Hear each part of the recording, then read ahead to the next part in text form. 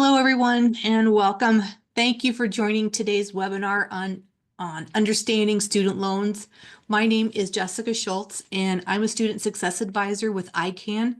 And I've helped students and families navigate the financial aid process for over 18 years now. That's a long time. And I want to share insights with you on how to make an informed decision regarding student loans and repayment options. So what we're going to talk about today in this webinar, we'll cover some basics of federal student loans, Parent Plus loans, as well as private loan options. We'll discuss borrowing limits and staying within manageable repayment boundaries.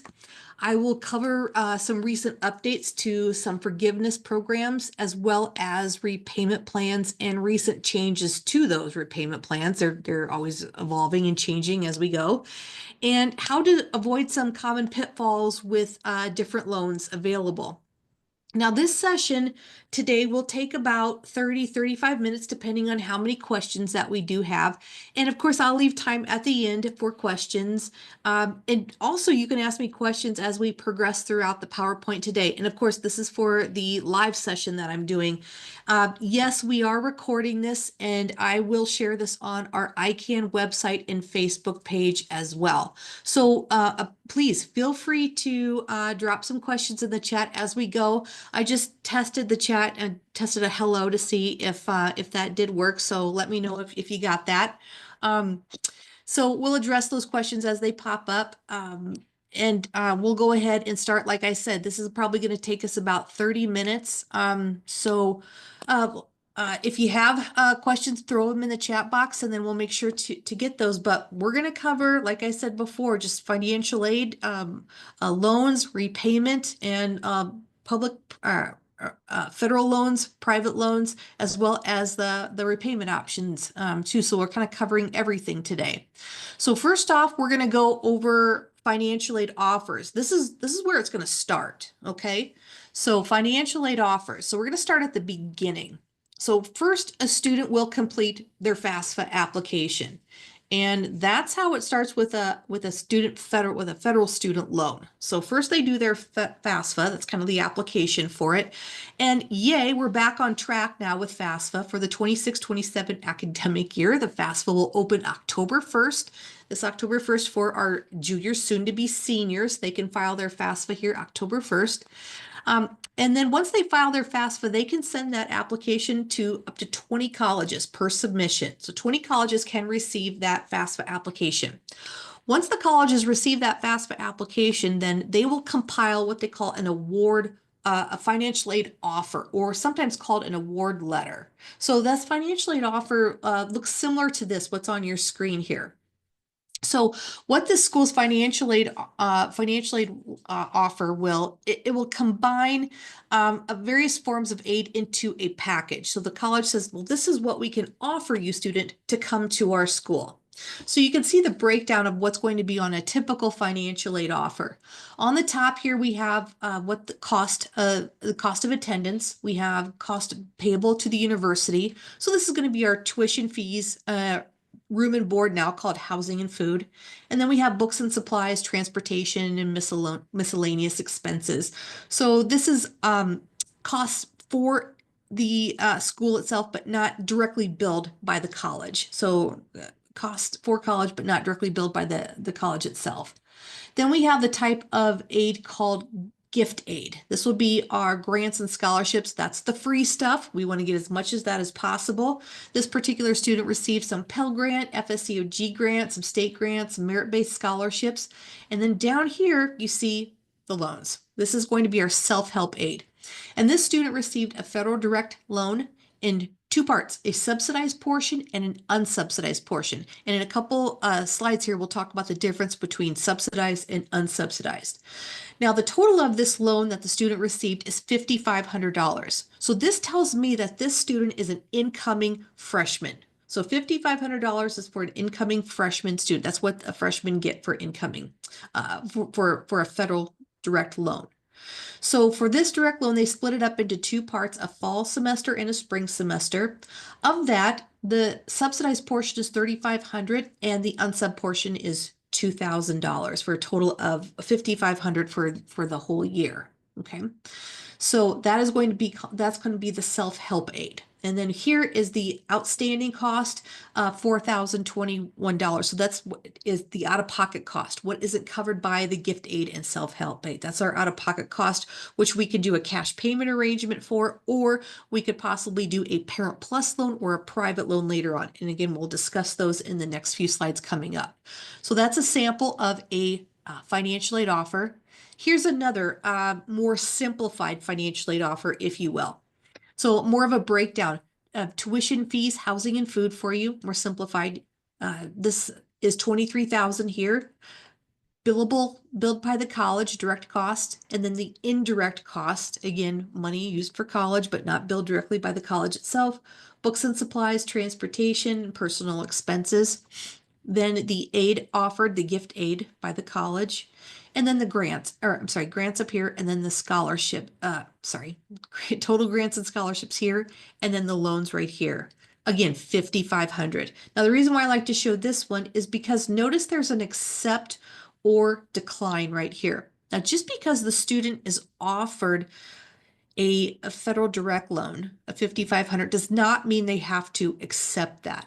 They can always decline that if they don't need it. Okay. They can say, well, I don't need that. I got it covered. I don't need a loan. I can go ahead and decline that direct loan. I got it covered. Wait, I got it with the grants, scholarships, and maybe a 529 plan. We're good to go. We can decline that loan. Or perhaps they only need $2,000 of that direct loan. They can accept $2,000 and decline the rest of it. That's fine too. So there's always a accept or decline there. And then we have a federal plus and private loan right here because we got a gap. We have a funding gap of $10,600 right there. Okay, so there's also an accept or decline with that one as well. Okay, and we'll come back to this and we'll discuss that gap right there, and we'll talk about how to decrease that funding gap in a couple slides as well. Now let's talk about the differences of those loans, the sources and programs. Okay, so the student loans come from, again, filling out that FAFSA application. Then the college will send out the financial aid offer. And then the student loans, of course, on that financial aid offer will be direct loans. And the loans are, of course, for students used to pay the cost of education. The student loan payments are commonly deferred 6 months after a student leaves college or drops below half time. So a student loan doesn't go into repayment right away once the student starts college or accepts their loan. They're in in-school deferment. You're not paying all those loans while the student is in college. That doesn't make sense. So that's going to be hard for the student to do. So they're in what you call an in-school deferment. Okay. What I like about this right here is it says they're commonly deferred 6 months after a student leaves college. A lot of times you hear now the students will enter a 6-month grace period after graduation. Okay, so a lot of students will think in their head, okay, my grace period starts after I graduate. And a lot of students will think that's when I walk across the stage with my cap and gown, right? So the date that they graduate or walk across the stage. Well, no, it starts the date that the school certifies as your last date of attendance, okay, or the last date you sit in class. That's when you start the 6-month grace period. Okay, that's important to know. Or if the student drops below half-time or better, that's when the 6-month grace period starts. So students always need to make sure that they're in school at least half-time or better to stay out of that 6-month grace period. Now, federal loans are going to be loans that are issued by the federal government. And then there's another type of loan called the private loans. And these loans are issued by our non-federal loans made by private lenders, banks, credit unions, state agencies, or even the school itself. Now, a breakdown of these federal student loans or direct loan limits. Here are the annual loan limits for dependent undergrad students. Now, remember before when I said on that financial aid offer that I could tell that offer is for an incoming freshman? You can see here that every freshman is eligible for up to $5,500 up to the cost of attendance. So $5,500 for freshmen and $6,500 for sophomores, and the juniors and seniors will receive $7,500 per year. So $5,500, $6,500, and $7,500 per year. Okay, so that's the annual loan limits for dependent undergrad students. For independent undergrad students, it's increased to $9,500 per year, $10,500 here, and then for junior and senior, they get $12,500 per year for independent undergrad students. Now you notice here the maximum in subsidized Stafford loan is 35, 45, and 55. Okay, so of that 5,500 there, the maximum a student could qualify for is 3,500 in a subsidized portion of that Stafford loan. Now, what's the difference between subsidized and unsubsidized? Okay, well, subsidized means that the government is paying the interest on that portion of the loan while the student is in school and throughout their 6-month grace period. So while the student is going through their college career and throughout their 6-month grace period, there's no interest accrual that they have to worry about on that subsidized portion. Unsubsidized means that the student is responsible for that interest that accrues on that loan the date that money hits the financial aid office. So the date that that loan is dispersed to the college and interest is accruing, the student is responsible for that interest. Now, they don't need to pay that interest, of course, but just know they are responsible for that interest that accrues. They just don't have to pay on it yet, but it is accruing. So that's the difference between sub and unsub. Those are the two differences. Okay. So if it were me, well, heck, I'd take all subsidized. I don't need any unsub. Well, I'll just take all the subsidized. Unfortunately, we do not get to pick and choose, which one we get. How we decide, how is it decided what the student receives? What factors go into deciding whether the student receives a subsidized portion or an unsub portion, or is it all unsubsidized? Well, the outcome of the FAFSA determines whether or not the student receives a subsidized portion, because the subsidized portion of the student loan is need-based. So not every student receives a subsidized portion of the loan. In some instances, students receive all unsub. So not all students qualify for that subsidized portion of the direct loan. Okay, the results of the FAFSA and the cost of attendance determine whether or not the student gets any subsidized portion. Okay. And just to recap, payments on that loan, again, are deferred while the student is in college. Now, payments begin after a 6-month grace period following the last date of attendance, okay, or if a student falls below half-time or better. Now, how do we know what the student qualifies for again? Sub, unsub, how do we know? It's on the award letter or the financial aid offer.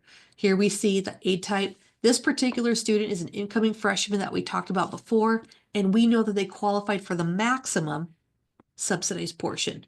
So 3,500 in subsidized and 2,000 in unsub. Now, if this student only needed, let's say, $3,500 in loan money, they didn't need the whole 5,500, they would be wise then to accept their $3,500 here and then decline that 2,000 of unsub. That means then their loan for their freshman year, they're not responsible for any interest that accrues on their freshman year loan. Okay, the government is taking care of that interest. Okay. So that's how we know what the student qualifies for. It will be on the financial aid offer. Now, one other thing I want to point out about this is the interest rate. Notice the interest rate will be the same regardless of whether that amount is sub or unsub. Okay. For the student loan, it's going to be currently at 6.53% right now. This is for the 24-25 academic year. So for our students in college right now, for this academic year, that's the interest on their current loans for the 24-25 academic year. It's fixed. We should find out either tomorrow, later this week, or maybe even early this week, what the new loan rate will be for the 25-26 academic year. And that new rate will become effective July 1st. So every July 1st, a new interest rate will go into effect. So any new loans dispersed on or after July 1st of 2025 will be at that new interest rate that will be coming up here shortly. Okay. So currently at 6.53%, we're hoping it will go down here in the future. Okay. So back to this financial aid offer that I wanted to talk about again. Remember, we're looking at the direct loans here, that's the student loan. I remember that's the student name only, no cosign or no credit check. Every student is getting a federal direct loan. The only way the student can be denied a direct loan is if they're already in default with a student loan, or if they're in some sort of having an issue with satisfactory academic progress. So with grades and such. So, but what we want to, so that rarely happens with incoming freshmen. But then let's look at here this federal plus loan and then the private loan right here. Now we're short. Remember, we have we have a funding gap of 10,600. After all the free stuff, after, all the gift aid and after the student's loan, we're still a little bit short of $10,600. And the school is saying, okay, well, you can go ahead and borrow a plus loan or a private loan. Well, there's a few other things that we can do before we just, tack on another loan onto, into our situation here. I want to look at the free stuff first. Make sure that all the free money is exhausted. Make sure the student applied and received all scholarships that they were eligible for or qualified for. Make sure all that free money is taken care of, and that they received all the grants that they were entitled to. Also, we can look at a cash payment arrangement. Parents, can you make a cash payment arrangement for that gap? Can you speak to the financial aid office or even the business office, whoever handles the cash payment arrangement for that college, to pay a quarterly, a per semester payment, whatever the policy is of that college? Can you make a cash payment arrangement for that funding gap? And maybe it doesn't even have to be for the full 10,600. Let's try and get that amount down a little bit. We can't do anything about this direct cost up top, but let's move over to the indirect costs over here. Books and supplies, okay, they're estimating that at 10,050. That's not what it's necessarily going to cost the student. That's just an estimate. Can we find cheaper books, somewhere else, like maybe chegg.com, or can we rent books to bring down our book cost? And then transportation, again, they're just estimating on what they think the student might incur for costs for transportation. Oil changes, gas, new tires, things like that. Well, let's take those expenses as we go and not have to borrow, $1,250 for the year for transportation. Same thing with personal expenses. Let's take those costs as we go throughout the year. I'm not going to borrow $1,800 for personal expenses. So if it were me right away, I would take off $4,100 off this. Okay. So we're decreasing that right now by to 61, I'm sorry, decreasing this $10,600 by $4,100, taking that down already, okay, to $6,500. So that takes it down quite a bit. Okay, so that we don't have to borrow that much. Maybe we could do a cash payment arrangement for half of it, and then half of it we take out a federal plus loan or a small private loan. Okay, so that could be a good option as well. All right, so let's look at the cost of attendance and see if we can bring that gap down before we start borrowing. Now let's look at the difference between the federal plus loan. Let's say we do have to borrow. Okay, so which one is better, a plus loan or a private loan? Okay, there's some differences between the two. Now, a plus loan is going to be a parent plus loan. Now, this is another federal loan, but it's in the parent name. This is a mom and dad loan from disbursement all the way through repayment. This is a loan that the parents will take out in their name through the federal government. This is interest bearing from date of disbursement. And look at that interest rate. It's at over 9% right now for the 24-25 academic year. Again, the new interest rate will come up either tomorrow, usually May 1st. So right now, either into the week or next week, we should know what the new interest rate will be, and it will adjust July 1st, just like the federal direct loan. Okay. Also, with this plus loan, there's fees too. So let's say we have to borrow $5,000. Well, if we have to borrow the $5,000 amount, well, we're not going to get that whole $5,000. Okay, some of that's going to go to fees. Just a little over 4% will go into fees. There's also a parent credit check required too. Now you do this whole application process on studentaid.gov. That's where you can find this Parent Plus loan application at. Okay, so, but again, one thing I want to make clear, This is a parent loan. You can never transfer this loan to the student later on. It stays in the parent name from disbursement all the way through repayment. This really has nothing to do with the student except for this is for the student's education. You can never transfer this over to the student later on after graduation. The student can never include this loan. Let's say if they do a federal loan consolidation later on after graduation, they can never include it with their loan consolidation. It stays with the parent. So that's the Parent Plus loan. Now let's look at a private loan. Let's look at private loan options. Perhaps the Plus loan may not be the best option for every family. Parents, if you have a decent credit score, you're going to get a better interest rate doing the private loan route.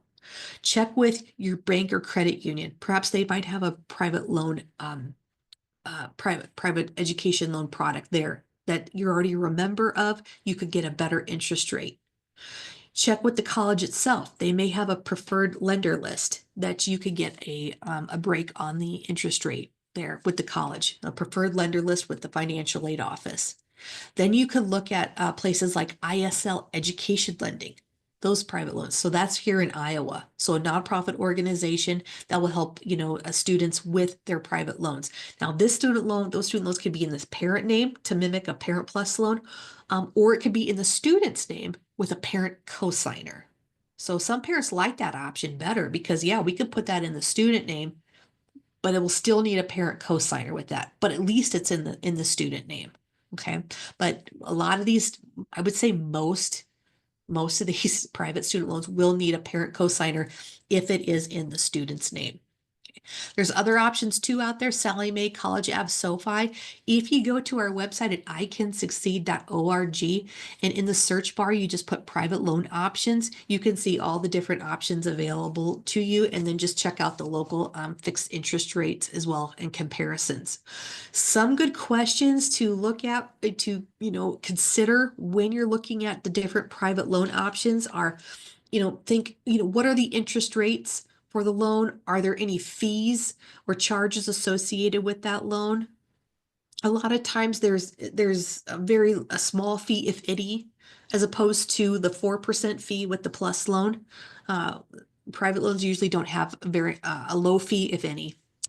When will that loan repayment period be?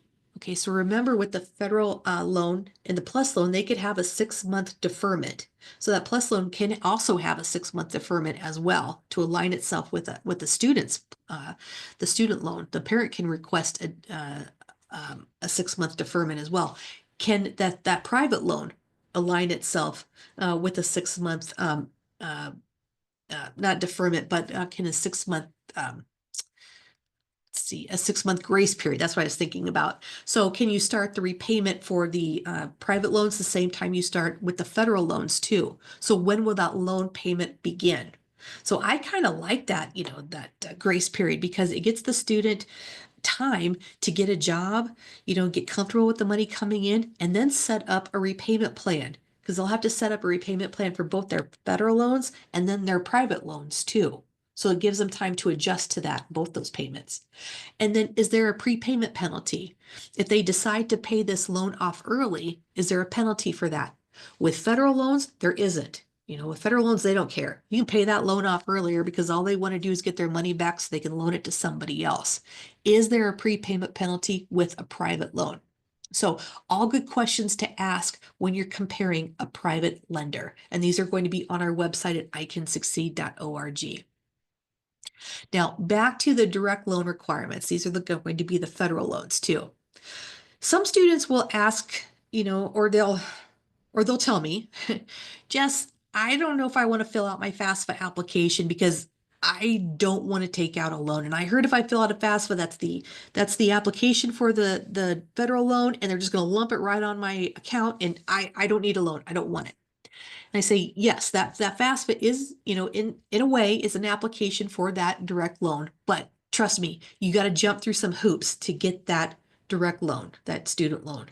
They're not just going to lump that right on your account, on your student financial aid account. You will know when you're taking out that loan. Trust me, you got to jump through some hoops to get that. For example, the direct loan requirements will be a loan entrance counseling. You'll have to do a master promissory note. You'll have to accept the loan on your student loan portal. Remember that SEPT decline? You'll have to tell the college, yes, I want this loan, and this is how much I want. Okay, they're not just going to automatically put that on your account. And you'll need your studentaid.gov account to do all this. Now you go to studentaid.gov and you can do this by grants and loans in the drop down and click just get a loan. That's where you're going to find these master promissory notes and loan entrance counseling. Let's go through these.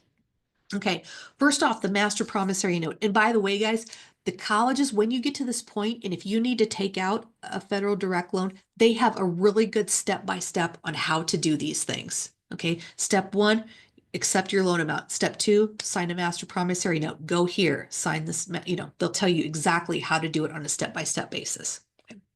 Now, this master promissory note is just basically a promise to pay back the loan later on. You cannot get a direct loan without signing this master promissory note, or an MPN for short. So if your financial aid office says you got to get your MPN in, like what? They're referring to this master promissory note that you can do this on studentaid.gov, the same website where you filled out your FAFSA. It's basically just a loan agreement between you and the federal government. It's just your demographic information and 2 references. That's pretty much it. Okay, so you're just going to click and do that online, and you're going to complete that master promissory note online. In addition to that, you'll also do loan counseling.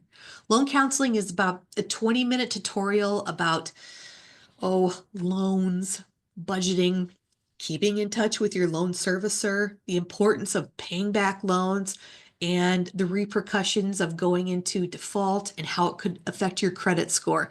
Just, a counseling of budgeting, borrowing 101 for beginning student borrowing. That's basically what it is. It just teaches you all about that. So like I said before, you're getting a loan because you're going to have to go through this loan entrance counseling.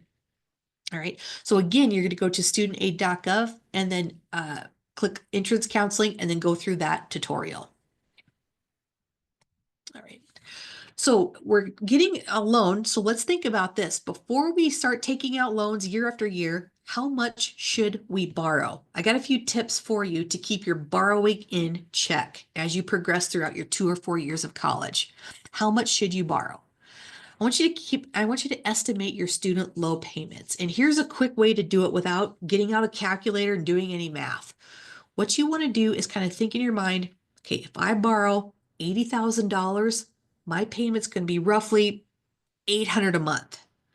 That's on a 10-year standard repayment plan, about 4% interest rate. Okay, now keep in mind, interest rates are higher than that right now. It used to be at around 4% or lower. Now it's about, over 6.5%. But the rule still is, you could still use that same rule of thumb. Borrow about $80,000, pay $800 a month. Here, show you a chart here. You can see here, let's use this $30,000. If we borrow $30,000 throughout our college career, you can see here at like say 6.5%, the current interest rate, our minimum monthly payment at a standard 10-year repayment term would be about, 350, or no, I'm sorry, 330, I'd say about 340 a month. Okay, so that's kind of how you would average that. At like 4%, 30,000 would be about 300 a month. Okay, so that's how you could kind of figure that in your head real quick. Typically, it's your monthly payment would be about 1% of the borrowed amount. That's how you can quickly figure that. Okay, another tip: you shouldn't borrow more than your starting salary for your planned career. So you want to start researching the careers you want to go into, students. So start looking at the career. Let's say you want to be a paralegal. Okay, what does a paralegal make? What is their starting salary? Let's say the starting salary is $40,000. If it's $40,000, then you only want to borrow $40,000 for the entire degree. Keep that within those borrowing parameters, 40 grand total. Okay, that means your minimum monthly payment would be around $400 a month. We're going to up that at 6.5% though. So it'll be about $440 at a 10-year standard repayment plan. Okay, keep in mind, you can extend those repayment plans, and we'll talk about repayment plans here in a couple slides. But on that standard 10-year repayment plan, $440 a month. Now start researching those starting salaries, and you can use a return on investment tool to do that. But that's a good rule of thumb: is the starting salary, borrow that starting salary amount. If you go to this website here, iowastudentloan.org/college planning tools. I just go to the Iowa Student Loan website, and up at the top, I just click on planning tools. You get right to this homepage here for their planning tools. This one right here is really good. This return on investment tools. You can estimate, learn how the potential return on college investment is affected by your college choice. You can see, what the starting salary is, and then, uh, what you can borrow. Keep your borrowing amount in that parameter. So then when you graduate, you can comfortably make, all your monthly obligations, and then you can also make your minimum monthly payment too. So you're going to estimate your total out-of-pocket expense for a bachelor's degree and the amount you and your family need to pay for it. Also, I like this one here too, the College Funding Forecaster. This is a great one because this is where you can take your financial aid offer from your college that you get in the spring of your senior year and plug in all those amounts, the gift aid, the loans, any 529 plans that you have, what cash payments you're going to make, and you can find out what you have out of pocket, and then make a plan for that for the next 2 or 4 years. This is a really good tool. I use this a lot in my office when I sit down with parents and do one-on-one financial aid offer appointments. So those two are really good. But go to Iowa Student Loan, ISL Education Lending, and then click on the planning tools right there. Two really good ones for you. Okay, so just to recap, finalizing the financial aid, what are we doing? We're accepting that school offer. When they send that financial aid offer, we're telling this college, yes, I want that loan. This is how much I want. Okay, we're going to go ahead and do it usually on the school's online student portal. That's where the college will have their online portal, and you'll do that online with them. If you're going to do a cash payment, you're going to talk to the financial aid office and then arrange that cash payment with either financial aid or the business office. Complete any paperwork necessary for that. Okay, and then you're going to sign the master promissory note at studentaid.gov and then complete the entrance counseling. Again, the colleges will do a great job of giving you a step-by-step on how to complete that. Okay, any questions so far on that? Okay. Now we'll go through some of our repayment plans here. Now this is after graduation. Now we're going to pay those loans off. If you only take one thing away from this webinar, is keep in touch with your loan servicer. Keep in touch with the loan servicer. What's a loan servicer? Okay, the loan servicer is going to be basically your customer service representative with your student loan. The federal direct loan will have different organizations or agencies that will handle the billing services on your student loans. They respond to any customer service inquiries. You may have heard of some of these agencies like Ed Financial, Mohila, Nelnet, Navient, Great Lakes, Fed Loan Servicing, used to be called FIA, maybe they're still called FIA too. So these are all some loan servicers. I think there's like 7 to 12 loan servicers out there. Okay, and they're going to be responsible for helping you pay those loans, basically from disbursement all the way through repayment. They're helping you with the outstanding interest on your unsubsidized direct loans. If you want to prepay that interest on those unsubsidized loans, you can do that through your federal loan servicer. Okay, that's how you're going to do that. Now, where can I find my federal loan servicer? Great question. You can go to studentaid.gov, the same place where you fill out your FAFSA. When you go online with your username and password, okay, you're gonna have your name in the upper right-hand corner, and then there's going to be a dashboard. You'll be on your homepage dashboard. Right in the upper right-hand corner, there'll be My Loan Servicer, and they'll tell you exactly who that is, and then contact information for your loan servicer. Okay, so it's all right there for you. So that's the organization you'll want to keep up your information with in terms of your address, phone number. Keep in touch with them to make sure you have the latest information on repayment options, and then also maybe forgiveness options to one day have your loans maybe forgiven, or the best repayment option for you. Okay, we'll talk about repayment options here. Now, keep in mind, guys, as I go through these are just federal. These are just the federal loans. If you take out a private loan through, let's say, Iowa Student Loan, Sallie Mae, SoFi, those are going to be completely separate and they have their own servicer. They're probably going to service their own loans, probably, most likely. Okay. So there's going to be a separate entity. They do not combine with the federal. They stay completely separate. Okay. So if a student takes out a federal loan and a private loan, they will have two payments going on as they when they go into repayment. So a lot of students forget that. They think, okay, well, my loans are coming due. I only have one payment. You know, there's a federal and a private payment with that. So here are some direct loan, federal loan repayment plans. We have the standard repayment plan, a graduated, an extended repayment plan, and there are numerous income-driven repayment plans out there. Okay, so we have the standard repayment plan, which is a fixed amount and ensure your loans are paid off within 10 years. Okay, so under this plan, the borrower will be in a fixed amount and they pay their loans within full, at least in 10 years. So this is what I was talking about before. Remember that 80,000, to borrow 80,000, it's going to be 800 a month. They were automatically put on a standard 10-year repayment plan. If borrowers or students do not contact their loan servicer and tell them what plan they want to be on, they're automatically put right on the standard 10-year repayment plan. That's it.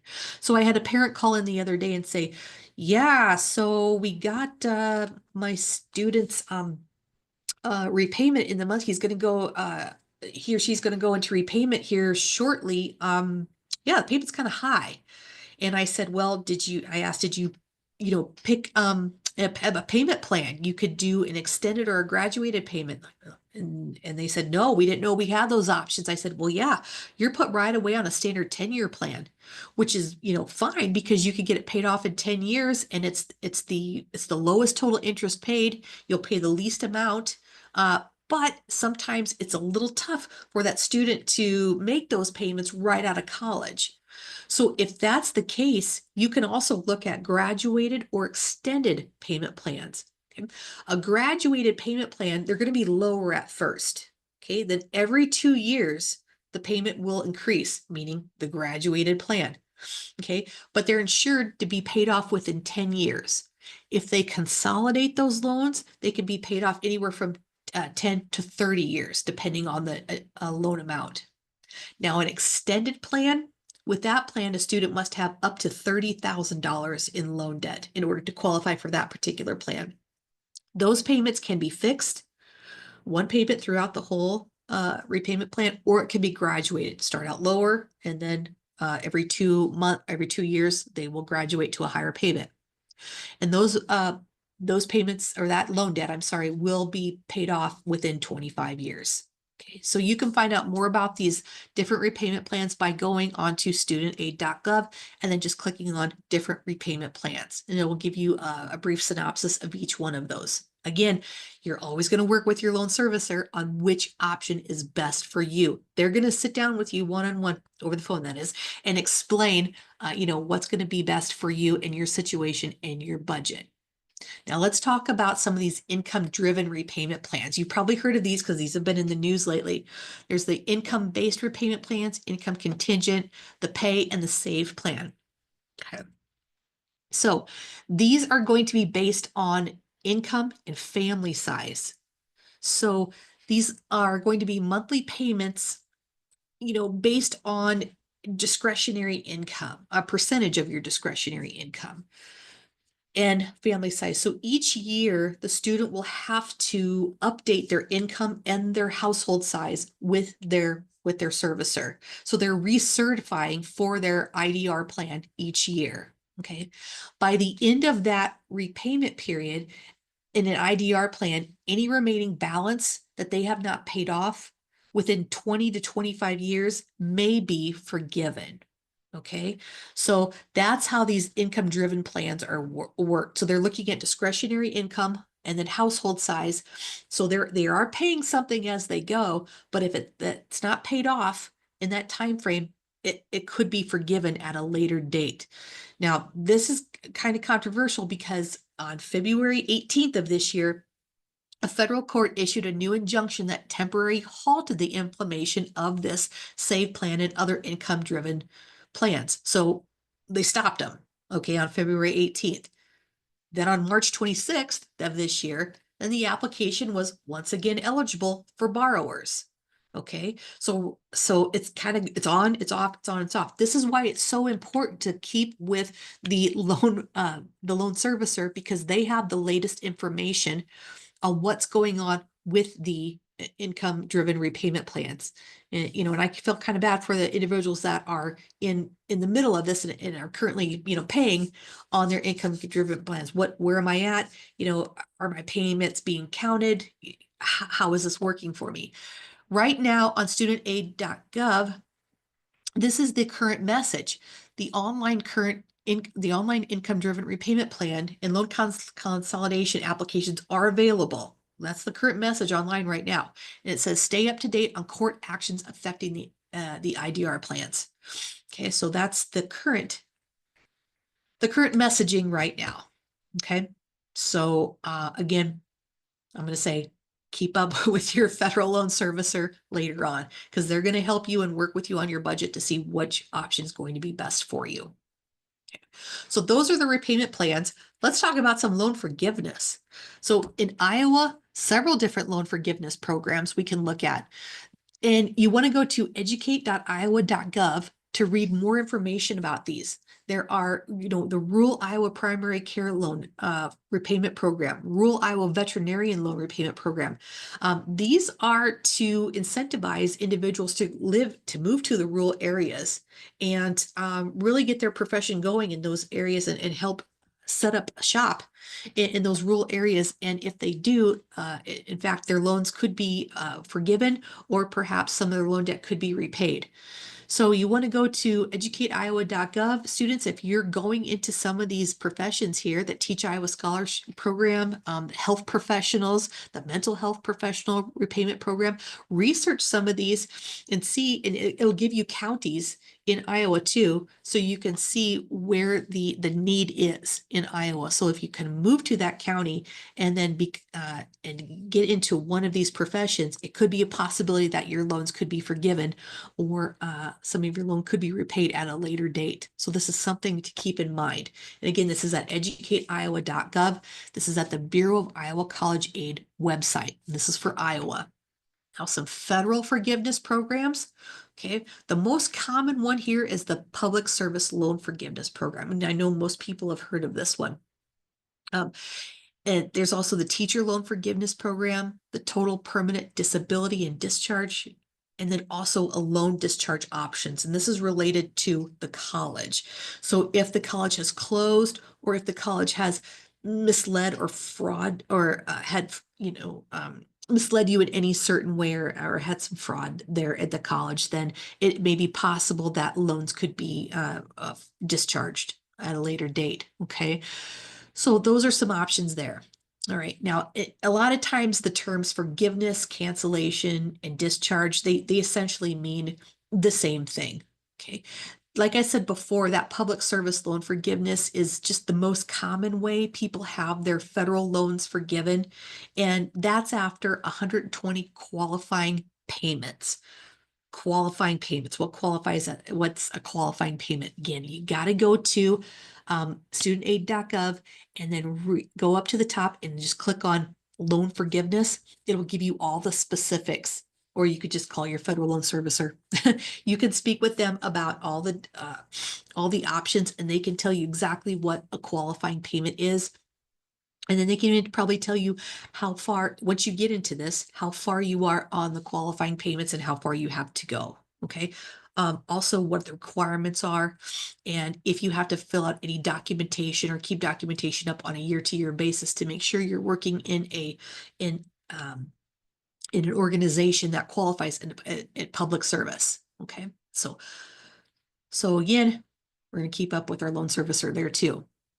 Now let's talk a little bit about federal loan consolidation. Again, private's over here, we're still talking about federal. So So if we do a federal loan consolidation, this allows a student to combine all the federal loans. Let's say they borrowed from their freshman year all the way through their senior year of college. So we got four direct loans out there. Okay, and we want to combine them all into one loan. Okay, well, when you can do that, a lot of students will think, well, am I paying 4 different payments? I'm paying my freshman loan, my sophomore loan, no, you just do one payment, and then that payment will go to each loan sequence. The servicer will break it out into each loan sequence for you. You don't have to make 4 separate payments, because people will ask, well, what's the point of a loan consolidation then? Well, some advantages of a loan consolidation is getting a single loan with one bill if you have multiple loan servicers. Sometimes someone will start at one college and then maybe graduate, and then they'll start back at another college for maybe a master's degree. If they do that, they could have a different loan servicer. Now that we got two bills going on here. Okay. A lot of times the Department of Ed will try to keep the same loan servicer with the same student. Okay, but sometimes you have 2 loan servicers. I don't see that very often, but it happens. Okay, so yeah, a consolidation would be beneficial, because then you just get it in one bill again. You get the same loan servicer.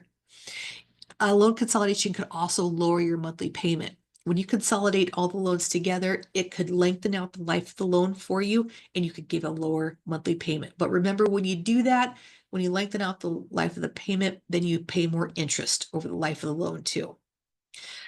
A federal loan consolidation is required to access income driven repayment plans. So some of those IDR repayment plans will require a loan consolidation. And it's also required for the public loan service loan forgiveness as well. Okay. So those are some advantages of a direct loan consolidation. Some disadvantages, yeah, longer repayment period if you consolidate them. You're paying more interest, and there could be a loss of a borrower benefit. If you have an outlying federal loan that maybe has a borrower benefit attached to it, meaning this loan could be perhaps forgiven because of this special borrower benefit.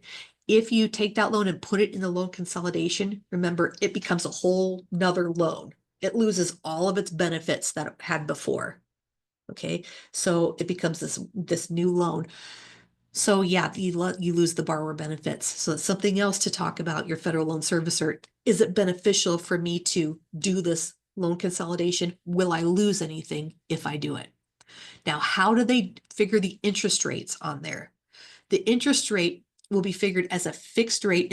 It's a weighted average of all the interest rates. So it's going to be a weighted average of all the interest rates that are being of all the loans that are being consolidated. That's how they figure that interest rate. Okay. And no, we cannot combine our private loans in with this. Our private loans have to stay separate. There's an option to do a consolidation with private loans as well, but they got to be separate. They can't be combined with our federal loans. Now, what happens if we have a problem in repayment with repaying our student loans? What if we need a little break, or we need a little time off? Maybe something happened where we're experiencing a bit of a hardship, and we just need to take a quick pause and regroup our finances, and then we can start back with our student loan payments. Well, we can always ask our servicer for a deferment or a forbearance. Now, a deferment is going to be a temporary pause on loan payments, which interest may not accrue on certain types of loans, which most likely would be your subsidized Stafford loans. Any subsidized, subsidized direct loans, Stafford loans used to be called Stafford loans. Any subsidized direct loans that you got before, maybe the government may be paying that interest on it while it's in a deferment. Okay. Now, a forbearance then is a temporary reduction or suspension of payments, usually due to a financial hardship. Interest accrual will be on both subsidized and unsubsidized throughout that. So you can see here how a student may qualify for deferment, unemployment, economic hardship, a graduate fellowship, or going back to school. Okay. When a student goes back to school, the loans are automatically just put right back into an in-school deferment. A forbearance is a little bit easier to get. You could just ask for a forbearance for a medical or dental internship residency, student loan debt burden, Department of Defense student loan repayment program, National Guard. It's just a little bit easier to ask for a forbearance. Okay.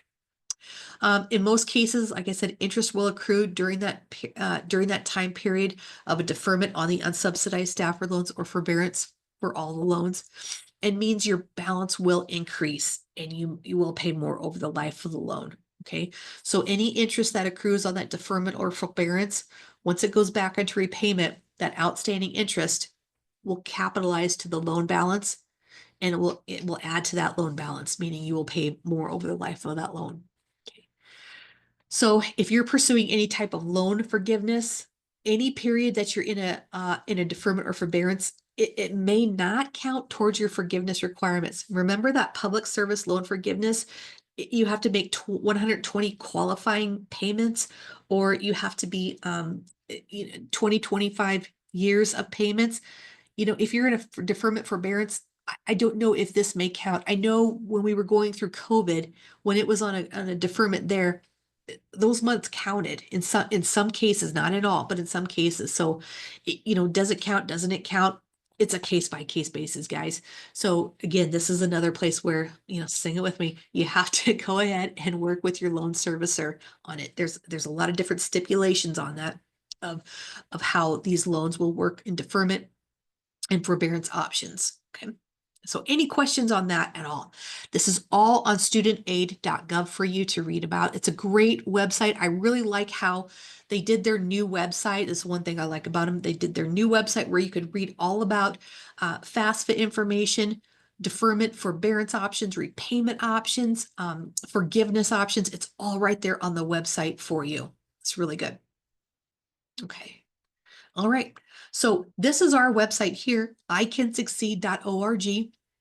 This is really great. It's full of additional resources, some great information that will help you every step of your college journey. So you want to check out the parent and student section. So we have some other college planning tools and resources here. You can find some quick links to our resource sites, including our e-newsletter, our resource zones, and our scholarship database as well. So we have a scholarship database under quick links here.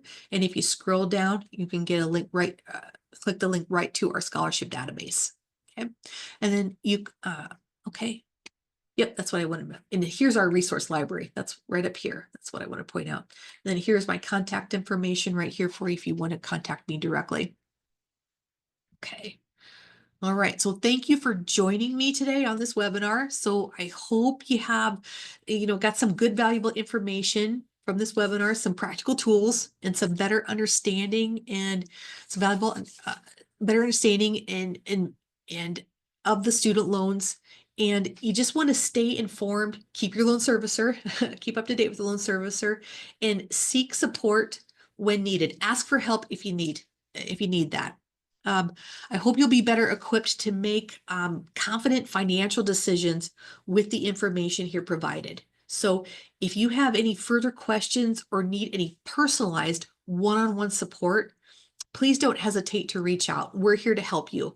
ICANN services are free of charge, so we can meet one-on-one, and we also have Zoom appointments as well. Okay. I don't see any questions in our chat. Okay. So until next time, take care and thank you very much for watching.